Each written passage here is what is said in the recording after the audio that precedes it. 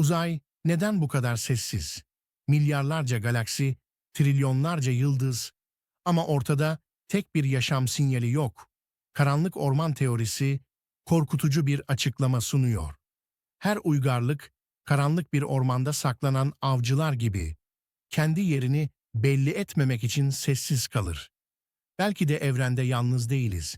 Sadece herkes saklanıyor. Gizem arşivini takip etmeyi unutmayın.